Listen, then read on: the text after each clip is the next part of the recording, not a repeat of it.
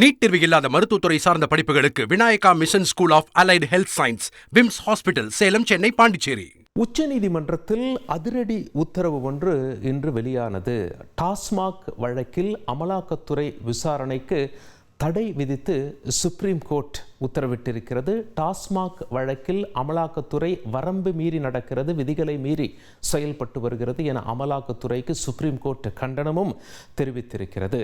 தமிழக அரசின் மது விற்பனை நிறுவனமான டாஸ்மாக் நிறுவனத்தில் பல்வேறு முறைகேடுகள் நடந்ததாக புகார் வந்திருப்பதாக அமலாக்கத்துறை அறிவித்திருந்தது. இதனுடைய பின்னணியை பார்த்துருவோம். அதன் அடிப்படையில் அமலாக்கத்துறை அதிகாரிகள் சென்னை எக்மோரில் உள்ள டாஸ்மாக் தலைமை அலுவலகத்தில் கடந்த மார்ச் மாதம் அதிரடி சோதனை நடத்தினார்கள். கம்ப்யூட்டர், லேப்டாப், பென்ட்ரைவ் உள்ளிட்டவற்றை அமலாக்கத்துறையினர் பறிமுதல் செஞ்சாங்க. இந்த சோதனையில் 1000 கோடி ரூபாய் அளவுக்கு டாஸ்மாக் நிறுவனத்தில் பல்வேறு முறைகேடுகள் நடந்துள்ளதை கண்டுபிடித்திருப்பதாக அமலாக்கத்துறை அறிக்கையும் கொடுத்தாங்க. முதல்ல அந்த சோதனை நடைபெற்ற அந்த மார்ச் மாதம் நடைபெற்ற காட்சிகளை பார்த்து விடுவோம்.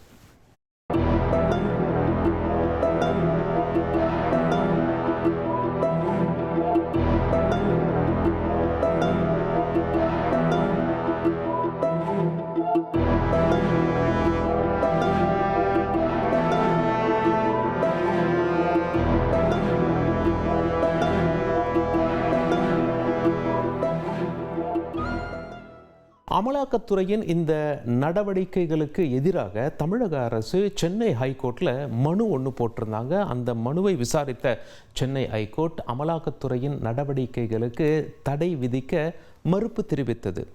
டாஸ்மாகுடைய மேலாண் இயக்குனர் மற்றும் சினிமா தயாரிப்பாளர் வீட்டிலும், அந்த சினிமா தயாரிப்பாளர் என்று சொல்லும் பொழுது திரு ஆகாஷ் பாஸ்கரன் அவருடைய வீட்டிலும் சோதனைகள் நடைபெற்றது. அந்த காட்சிகளையும் பார்த்து விடுவோம்.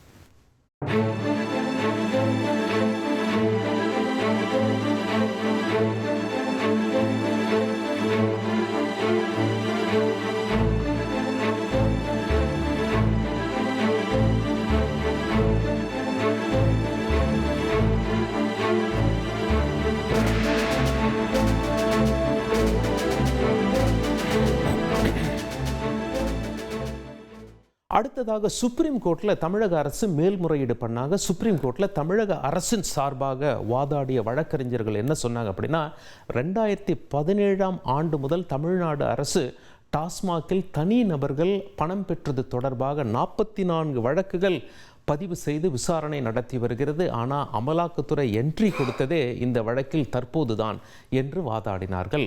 தனிப்பட்ட நபர்கள் செய்த குற்றத்திற்காக அவர்கள் மீது தமிழக அரசே நடவடிக்கை எடுத்து வரும் நிலையில் அமலாக்கத்துறை டாஸ்மாக் அலுவலகத்திற்கு வந்து இதுபோன்று நடந்துள்ளனர். இது எந்த வகையில் ஏற்றுக்கொள்ளக்கூடியது? அமலாக்கத்துறையினர் அத்துமீறலில் ஈடுபட்டுள்ளனர் என்றும் தெரிவித்தனர். டாஸ்மாக் முறைகேடு புகார் தொடர்பான வழக்கில் அமலாக்கத்துறையின் விசாரணைக்கு தடை விதித்து பரபரப்பான அதிரடி உத்தரவை உச்சநீதிமன்றம் பிறப்பித்திருந்தது. தமிழக அரசின் மேல்முறையீட்டு வழக்கில் அமலாக்கத்துறை பதிலளிக்க நீதிபதிகள் நோட்டீஸும் அனுப்பி உத்தரவிட்டனர். இதனையடுத்து இந்த வழக்கு மீதான அடுத்த விசாரணையை சுப்ரீம் கோர்ட் கோடைக்கால விடுமுறைக்கு பின்னர் ஒத்திவைத்திருக்கின்றனர். நீட் தேர்வு இல்லாத மருத்துவத்துறை சார்ந்த படிப்புகளுக்கு Vinayaka mission school of allied health science, VIMS hospital, Salem, Chennai, Pondicherry.